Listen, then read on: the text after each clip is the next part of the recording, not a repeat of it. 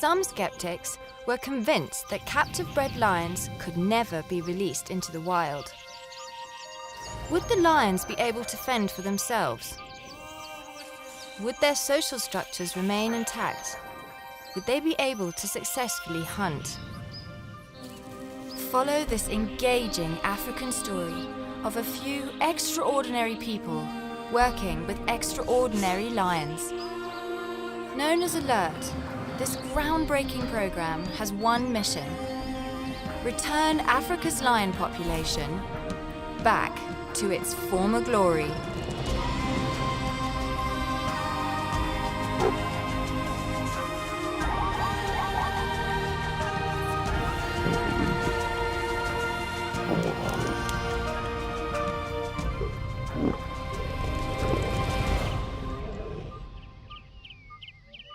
Our story starts at Antelope Park, in one of Africa's finest wildlife destinations, Zimbabwe.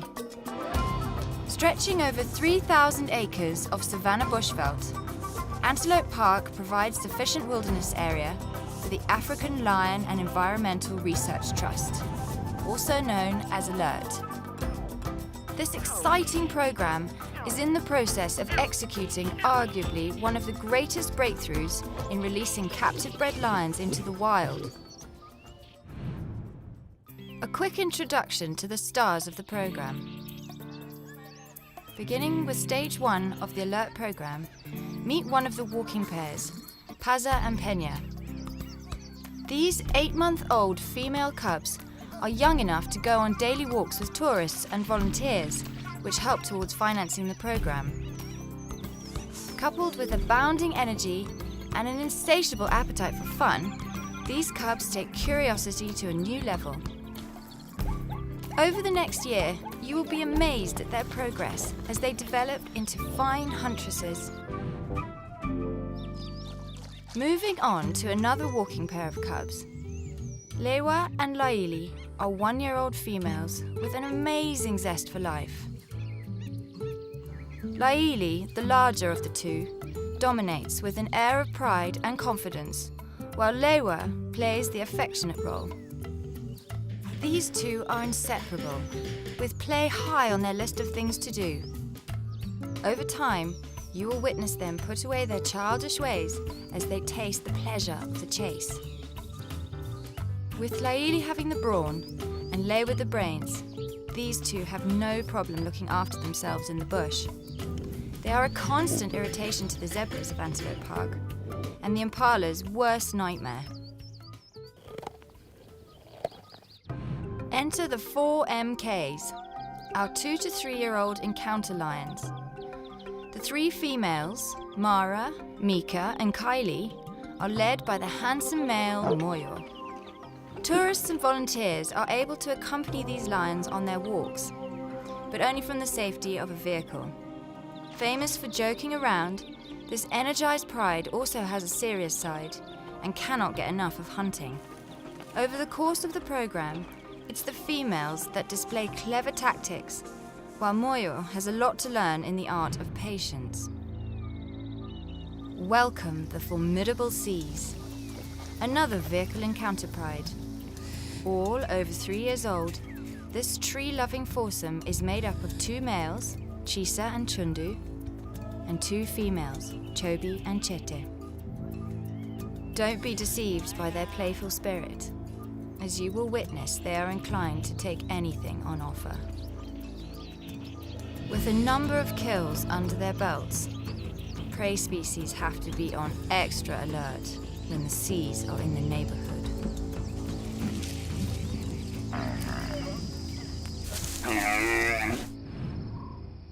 And now, our pride and joy, the Ngamo pride of 12. Released into the 400-acre Ngamo site over 2 years ago as a pride of 7, Milo, the magnificent male, and 6 females made this home and produced 5 cubs in this wild reserve. On the outside, Milo may seem docile and lazy, but he rules the pride with an iron fist. As a grumpy, greedy 10-year-old, everything is done on his terms. But he does have a soft side and tolerates his cubs to a certain point. 2 pairs of cubs are 2 months and 3 months old, while the pioneer female cub of the program, Wakanaka, was born over a year ago, being the firstborn in the wild from these Ngamo captive-bred parents. Wakanaka's performance in the release site is of great importance to the researchers of the project and the future of the Alert program. Join the amazing journey of a pride destined for greatness over the next year. Coming up in this action-packed episode, the MKs are on the hunt for something rather large. The 2-month-old Ngamo pride cubs make a first-time appearance in the open after spending all this time in their den and thick vegetation. Our committed Antelope Park volunteers get their hands dirty to feed the daunting breeding lions. Meet the Ps on one of their daily walk routines. Ray accompanies the Ls as they encounter nervy hartebeest. The game capture unit are tasked with supplying more zebra for the Ngama release site. And don't miss the action as hungry Kwali zones in on an unsuspecting zebra. Can she hold on? All seems moderately quiet and peaceful at Antelope Park. But that is about to change as Nathan Webb is accompanying the MK lions on a walk. With names beginning with M and K, the MKs have been together for over 2 years and have become a great task force. Kwali is the key to this pride's success as her hunting instincts are second to none, with many kills under her belt, including wildebeest, zebra, kudu and impala. Moyo, the clumsy male, has all the great intentions in the world, but seems to lack forethought and strategy. Perhaps he'll get lucky today. Mika, perhaps a little reserved in the hunting department, frequently becomes distracted, but has speed on her side. Mara, the most calculating cat in this foursome, has the great skill of flanking and causing huge diversions and confusion. She is often responsible for setting Kwali up for the final takedown. These capture-bred encounter cats live in a management enclosure and get to hunt frequently during the day or night in the main wildlife reserve. It's outings like this that keep these lions fit and hone their hunting skills.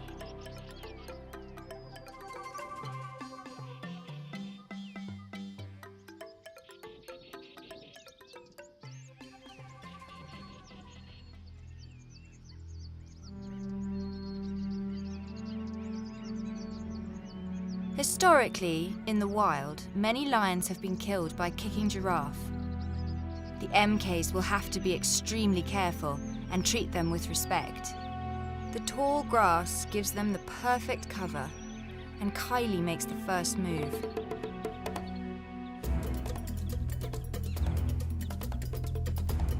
Mika follows suit and gains on the giraffe.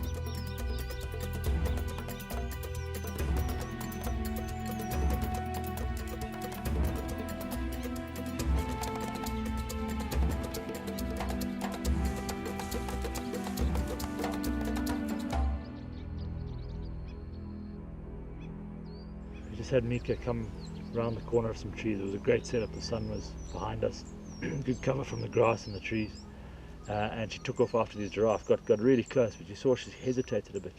She got close, but close enough to jump, but didn't. I mean, it's a big animal for a lion to take down, even an experienced older lion. So a younger lion has always got that element of doubt, and she sort of just pulled up just at the end there. Meanwhile, on the other side of the reserve, Ray Kukesh, the project development and research manager, is making her daily rounds in the Ngama release site.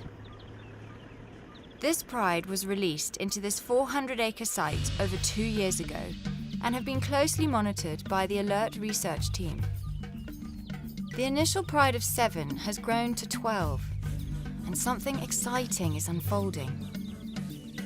One of the pairs of cubs have come out of hiding, and a whole new world has opened up for them.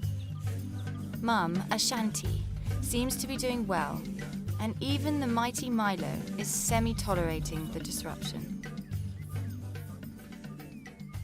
They're very playful this morning.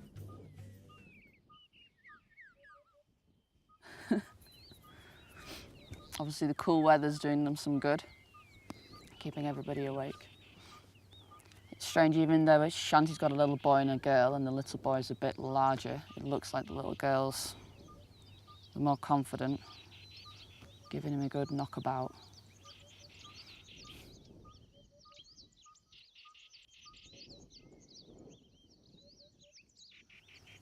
Wakanaka's about a year old, and it looks like she's becoming less and less interested in playing. Play's pretty infectious, even with two little 2-month-old cubs, but looks like she's far more interested in playing the I'm a lioness role now, which is great to see because she's turning into an absolutely stunning one. She's still giving them a bit of a bat around though, I think. 1-year-old Wakanaka is the first cub born in this release site, and her development as a wild cub is coming on in leaps and bounds. Baby Antelope investigates the research vehicle. Wow, this is a seriously confident cub. I'd expected them to come quite habituated to the vehicle, but I wasn't expecting them to be coming up to 3 metres away from the vehicle. It's the little girl again as well.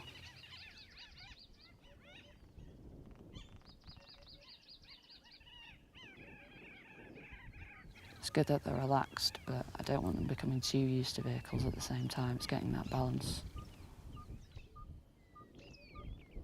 But at least we can get some good observations in, I guess.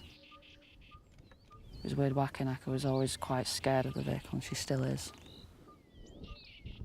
Good to see they're happy and they're confident and they're healthy to exert this much play behaviour. This is what we want to see. This is exactly what we see in wild prides and in creches in the wild. Anopa's aunt Nala makes it quite clear that she is not Anopa's mum. With suckling, it seems to be more parasitic rather than a female allowing another pride member's cubs to suckle her. It seems to be more when she's asleep, another cub will just sneak in, catch a quick meal while she's asleep, and then go back to her own mother. While she's awake, she should be a lot more reluctant and to push that other cub away, especially when there's older cubs. There's only a month's difference between the Shantis and Kenges, so there's not much competition. And now Wakanaka's a year old, so she's certainly no competition. She's almost fully weaned now. Shanti's been suckling them just as much as her own, which I wouldn't really expect.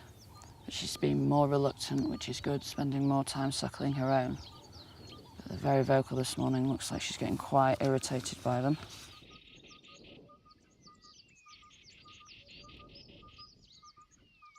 Much to Ashanti's relief, her cubs have been momentarily distracted.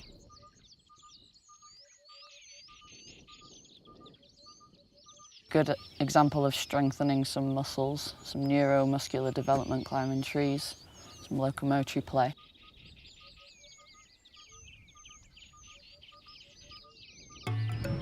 The MKs have also been distracted by a tree climbing opportunity.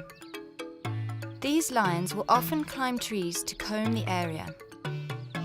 With such tall grass, a commanding view like this will often lead them to prey species, but it does come with consequences.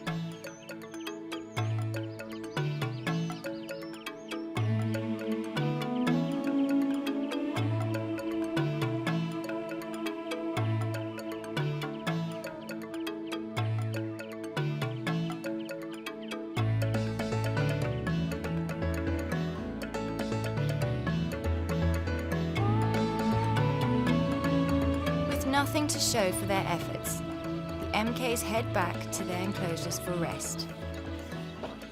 The Antelope Park elephants are also roaming around the reserve and enter their favourite river for a refreshing swim.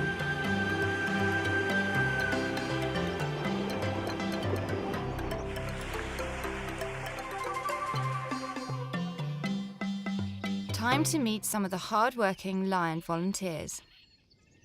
Today we're going to do a lion feed, and we have 4 volunteers here to help us. We're going to put the lions in a management enclosure, then go inside, get some meat and put it down the bottom for the lions to eat. I'm from the UK and I'm here just to do my bit, try and help a little bit in the conservation of lions. My name is Sophie, I'm from Sweden. I'm doing this because I want to help the lions.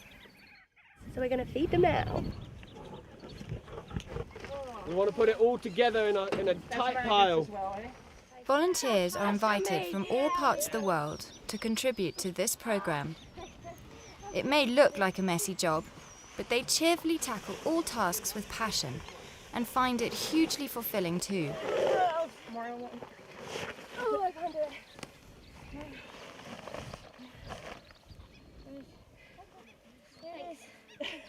That's disgusting. The meat and offal is placed in one pile for a good reason: to determine the dominant male in the breeding groups. The dominant lion will generally be picked for good breeding options in the future. Scenes like this are rare and give tourists and volunteers a healthy respect of what lions are capable of.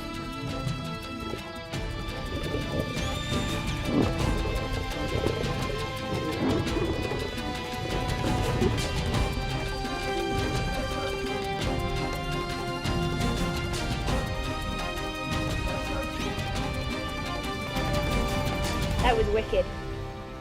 Totally worth the dirty fingers. So chew it down, keep it goes a certain way, and then regurgitate. Not regurgitate. Ray Kukesh is on one of her routine observational checks in the Ngama release site, and it looks like the coolish weather has got some of the lions on the move. Quite surprised. It looks as though we've got a bit of a hunt starting up. I've just followed Kingi to waterhole 2, and she's now flanked left behind the waterhole into the longer grass, leaving Kwali, her sister, in this thicket. There's a herd of impala up ahead, plus a herd of, I think, over 20. It looks like I haven't got the best visual. And Kwali's maybe 60 metres away, but there's a 30-metre gap, open gap. So I don't know if Kenge's thinking maybe he's flanking round. If she can push them towards Kwali, she can finish them off.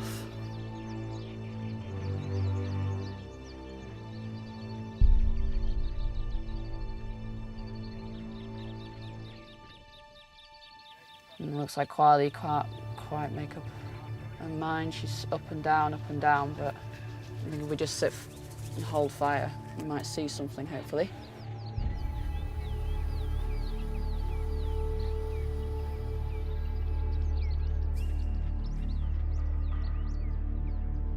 Kwali is an amazing huntress. I love watching her stalk. To be fair, she is rarely by herself, often hunts in a group, but when she is by herself, she goes for it. She is extremely stealthy. She always very tactical. She's you can see when she's thinking out, she's up and down here. You can see she's trying to figure out the best direction. She's thinking about the wind direction. She's thinking about this 30-metre gap. And they haven't heard her. She's pulled right into the vegetation here, close to the ground. It looks like some of the herd members have spotted her. I'm not too sure where Kenge has disappeared to. It's been a while since I saw her disappear into the grass. There's a few impalas alert to Kwali. The male loses interest if she stays still.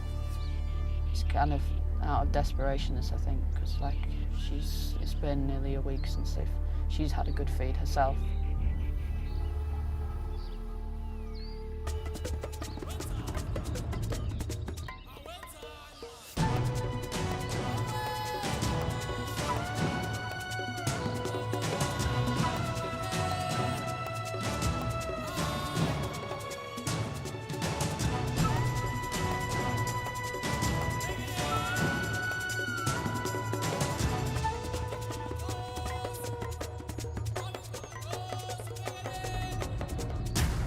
Tenga and Kwali have missed out on a good opportunity. But to be fair, daytime kills are extremely difficult. The lions will have to be patient and wait for nightfall to have a significant advantage.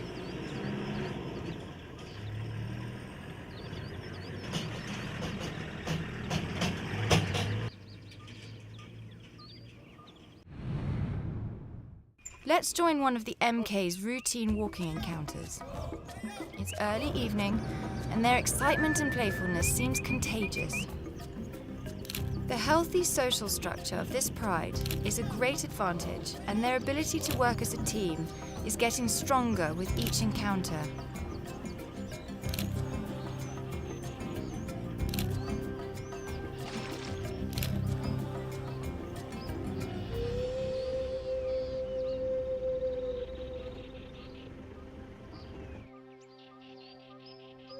It's been a while since they took down something to eat, and Nathan is optimistic about the prospects this evening.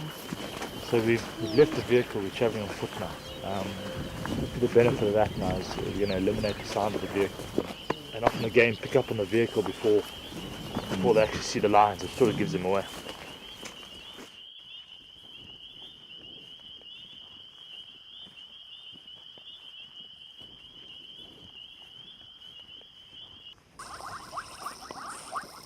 Well, the sun's setting and it's quite an overcast evening, so this is really the optimum time now. You can see the light is fading quite quickly. This is really when the lions start kicking in and their time starts taking over. They hunt at night, predominantly nocturnal animals, and that's when they get most of their success. Lions' eyesight is said to be 6 times better than humans, which really gives them an advantage at this sort of time of day and later on, going into the evening.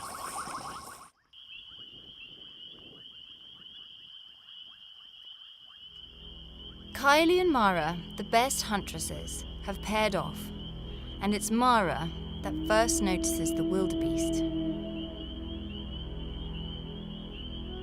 In typical fashion, Mara flanks off at a strategic angle, while Kylie chooses the direct line. Mika and Moyo, the male, have also noticed the herd and move into positions. Historically, Moyo often gives the game away by being over-enthusiastic, but he seems to be controlling his urge this evening.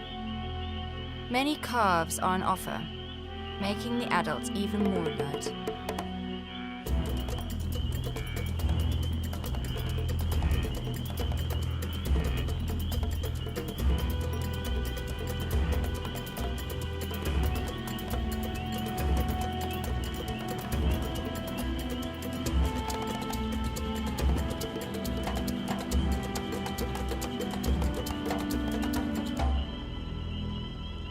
No luck for the MKs, but perhaps they'll learn from this hunt.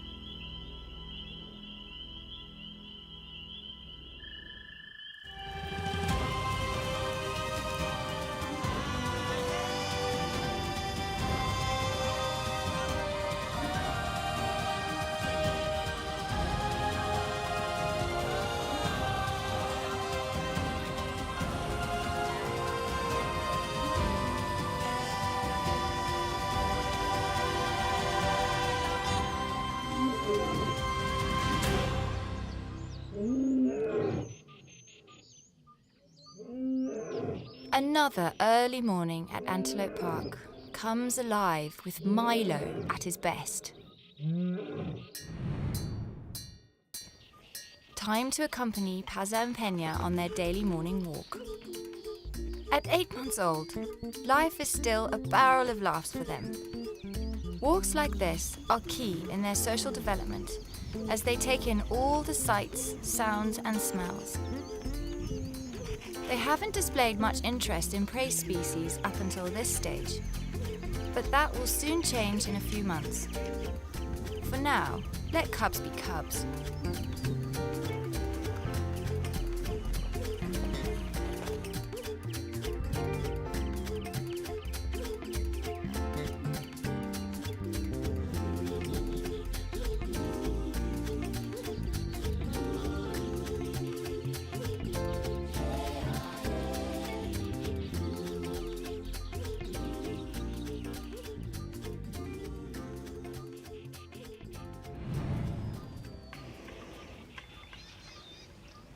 Over to the 1-year-old owl lions, Lewa and Laili, where Ray has a mission for the morning. Nice. We've got Lewa and Laili coming on a walk with us today. But once a month I come on a walk with these guys and I do spore measurement, where basically we take them out into the bush as normal, and if luck would have it, they walk through certain strata. We stop and measure the size of the pads, the straddle and stride. And the point of this is we're hoping to be able to correlate age and gender with the size of spore. And then when we can use this model out in the wild, so we find some paw prints of a certain size, and we can say this is a male of this age, this is a female of this age. So I'm doing it on these guys today. I'll be doing it on the peas maybe later today, and then some of the older lions in at the breeding program.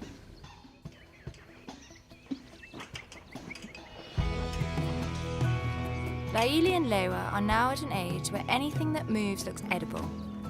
And it's not long until they are distracted by hartebeest.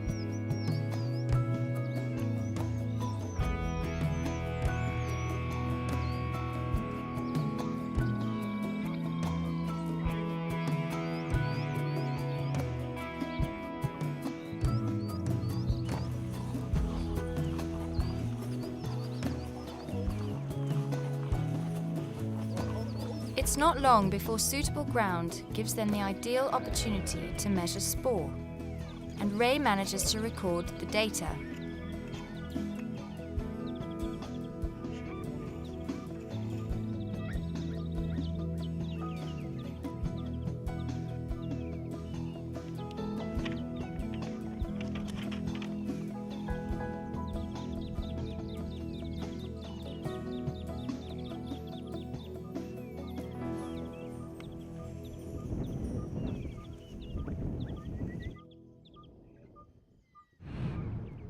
Let's take you behind the glamorous scenes to where our cheerful volunteers prepare the tasty tidbits. You always get the doers, and the people that take great delight in watching the doers. Just don't cough my hand.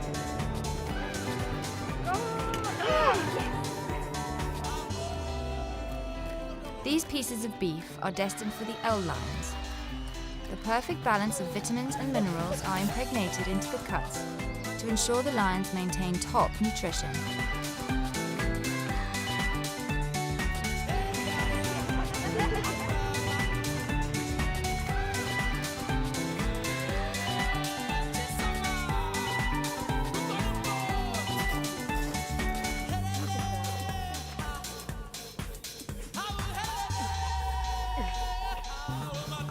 This is such an exciting time for the lions, and Laili, being bigger and more dominant, always has first choice.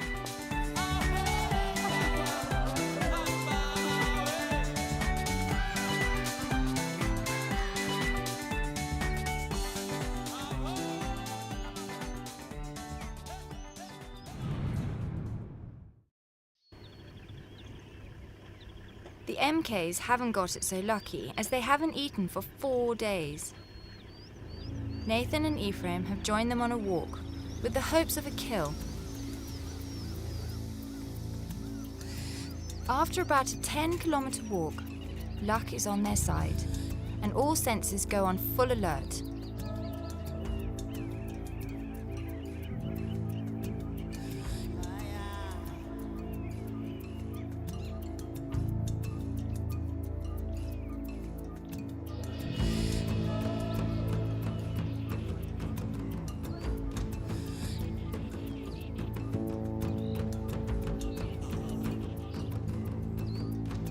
It's also important that the handlers and cameramen keep out of sight and act as though they are Pride members too.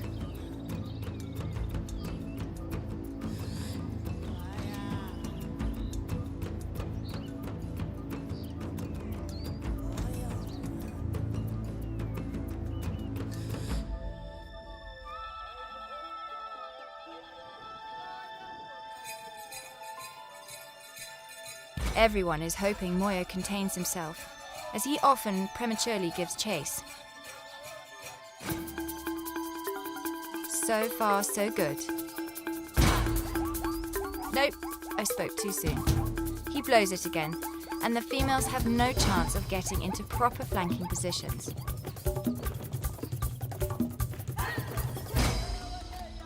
"10 out of 10 for intent, 2 out of 10 for patience."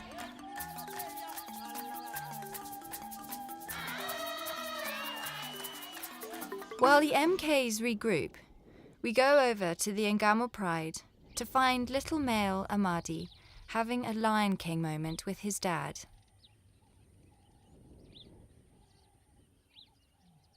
Anopa is also looking for any takers to give her a little affection. Distant roars from the breeding lines 5 kilometers away have got Milo responding, and the vibrations from his deep roars can be felt by all in the vicinity, and he is soon accompanied by fire.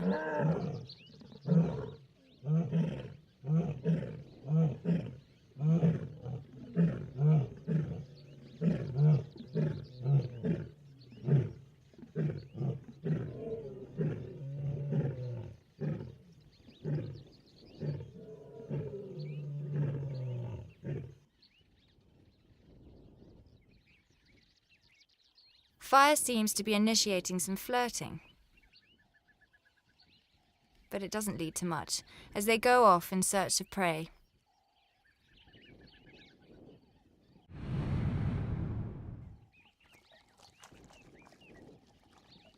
The MKs are still out and about, and it seems like this cool, wet weather has energized their spirits.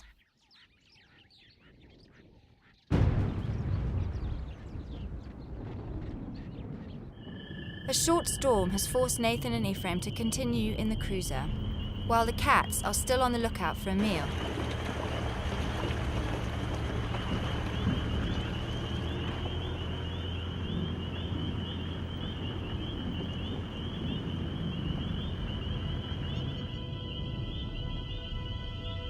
A blessbuck is spotted in the distance, and Mara acts immediately.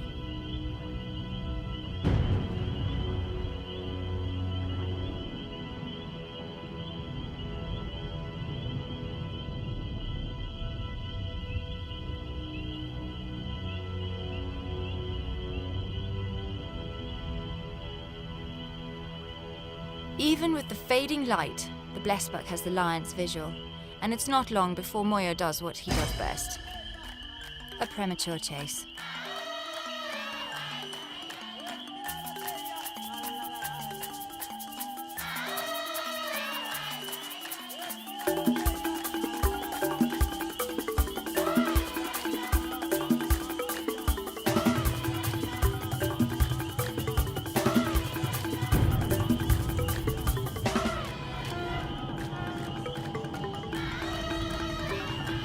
There's no chance, as a blessbuck can reach speeds of up to 70 kilometers per hour. The MKs will have to go hungry tonight and hope for a better result in the next few days. Roughly every 4 months, the Ngama release site needs stocking up of prey species. In particular, they are short of zebra this month, and we join the game capture unit as they prepare for tomorrow.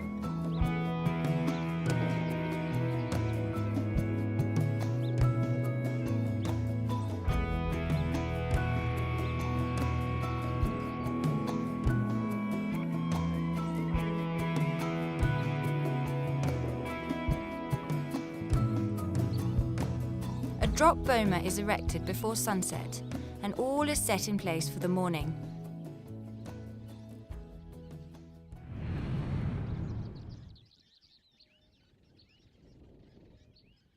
This method is called a drop boma, where we pick a site where the animals are feeding or drinking water.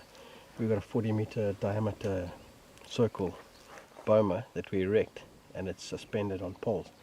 And then just a simple trip mechanism. Animals have got to get used to going underneath the barrier, psychological barrier. They've got to go underneath to their habitual feed point. They're used to feeding here at about 3 o'clock in the afternoon, so we just keep with the same pattern. We would prefer not to, but if we happen to catch 2 species together, in that area, we wouldn't expect too much of a problem because it's a big enough area they'd probably satellite each other. But the minute you get them into a smaller area, there will be conflict. And wildebeest will king zebra, zebra kicking wildebeest. So we would try and split them in that big area if we can. Otherwise we'd have, the truck's got compartments, and we'd try and split them as they ran into the truck. If you don't get it right, it can be a bit of a disaster. In this case, they're already a little bit sensitive, seeing this new structure. Once it trips, we've got a cable, so it's on a lever system, which just loosens the bottom cable, and then it loosens it all around. It's weighted, and then it falls down to the ground with gravity. Back at the Ngama release site, all 4 cubs are out in the open, and Ray makes a concerning observation. I'm starting to get a little bit concerned regarding Ashanti's weight. It's perfectly natural for a lioness suckling any cubs to lose weight quite rapidly, especially those with litters of 3 or 4 plus. Ashanti only has a litter of 2, the 2 youngest here, 2 months old, and the Kenge has the 2 oldest at 3 months. But what I'm seeing nearly every day now is Ashanti suckling all 4 cubs. It's common for cubs to suckle other mothers within a creche, but what you normally see is that mother will be not so much allowing, she'll just be asleep, so the cubs will sneak in for a quick meal. When awake, she'll rebuff the other cubs. She's not doing this at all with Kenge's cubs. She's allowing, we're seeing all 4 cubs suckling her simultaneously, whereas Kenge is not allowing Ashanti's cubs at all to suckle. I've only seen once or twice, and only every now and again letting her own suckle. And as a result, Kenge has lost weight since last feeding, but not so much as Ashanti. So I'm really hoping they're going to make a kill soon. Having said that, every time I get concerned about any of these guys, they prove me wrong. And Ashanti was out hunting yesterday and came very close. She's obviously still got plenty of energy, so not too overly concerned, but it's definitely something I'm going to keep an eye on over the next few days. The following morning brings good news at the capture site. There's 2 young female youngsters. There's the mum and then a little one. So it's a family group.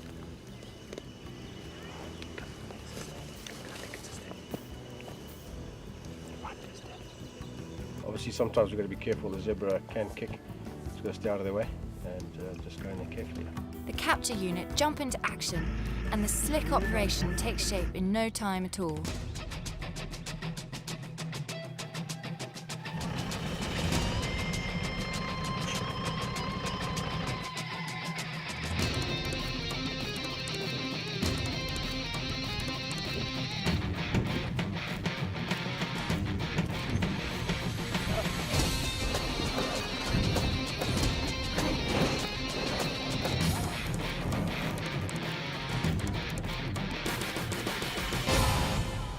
At Antelope Park, it's decision time for Ray. With Ashanti's weight, one option, and something we may do in the next few days if they don't make a successful kill or a decent sized kill, is do a scavenge feed. This is where we will drop a carcass unbeknown to the pride at a random location in the release site, and it's up to the pride to basically locate it and utilise it.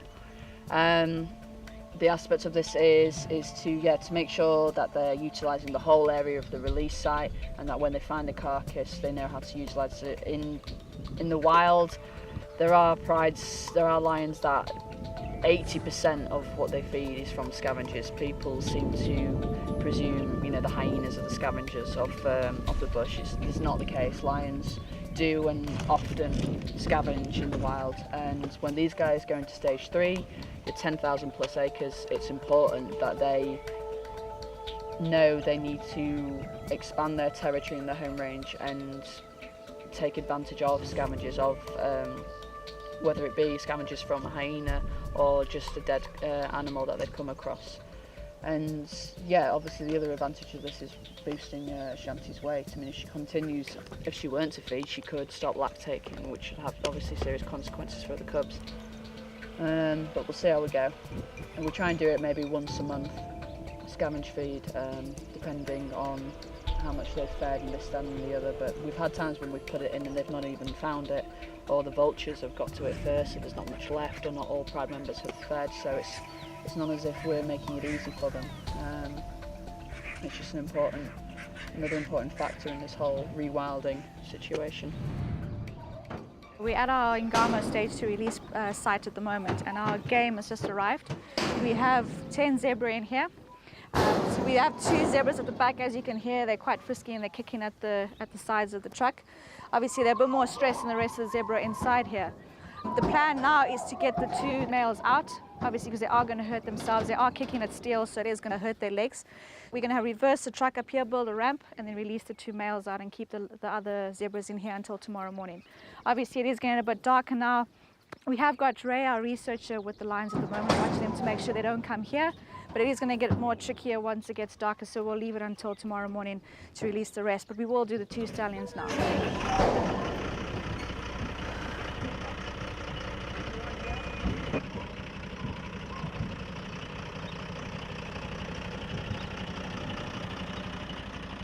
With light fading fast, it's vital that the team act quickly.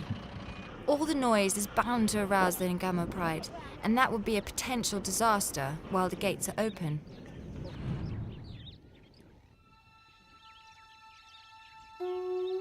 As predicted, the lions have heard the commotion at the gate 3 kilometers away, and Ray keeps a careful eye on the pride's movements.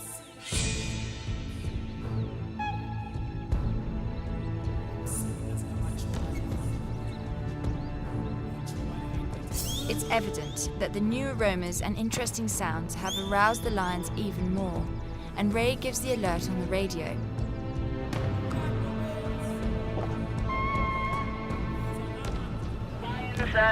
They've seen the lights, they're still slow paced, but they're heading towards you.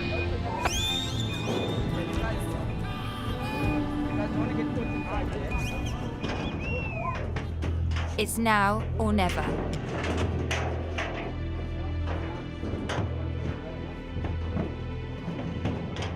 The 2 stallions are out and everyone is safe.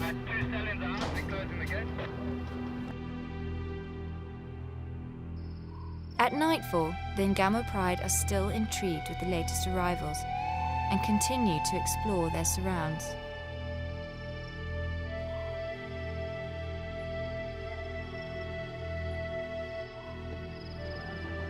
It looks like they're onto something, and Kwali erupts into a high-speed chase with a zebra as our camera crew become a little animated, to say the least. Does Kwali manage to hang on to her long-awaited prize? Find out in the next episode. Milo plays tug-of-war with little Amadi. Laili and Lewa go on an outing that leads to something out of the ordinary.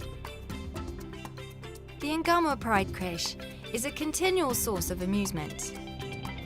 Fire has to be darted to keep the balance in the pride healthy. Pazza shows off highly possessive nature with a tortoise. And Milo demonstrates why he wears the pants around here.